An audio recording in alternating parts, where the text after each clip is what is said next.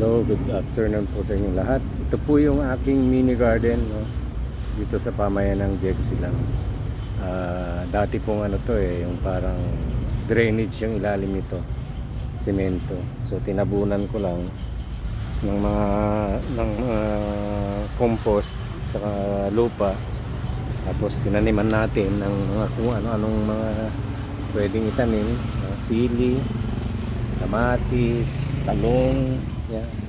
Yung sili ko, daming bunga. Namumunga na sila. Then mayroon din tayong sitaw. Yan. May bunga na rin. Ito. Yan. Bunga na. Then malunggay. Yan. Malunggay.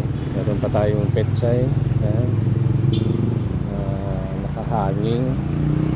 Yung kamatis. Ito. Sitaw. Meron din tayong ampalaya. So ampalaya, ito may bunga na rin siya, namumunga na. Then may okra din. Yan, okra. Saka tayo ron dito sa gilid naman may kamote, mayroong dragon fruit. Ito, ang dami ng bunga yung ating kamatis. Ayan sila. Then halo-halo ito. May ito na sa kabila, ampalaya ulit. May bunga na doon sa likod, may bunga na rin doon. Marami ng bunga. Yun, mayroon tayong tanglad. Yan. Then yung ating luya. Meron din tayong bawang. Ito, may nagpunla tayo ng talong. Then ito naman sibuyas. So halos kompleto, no? Marami tayong mga anihin. Malapit na to.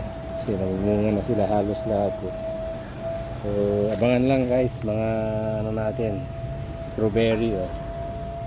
Yan, malago, malapit na rin mamunga ito. Tingnan nyo, ang ganda na ng tubo. Ayan,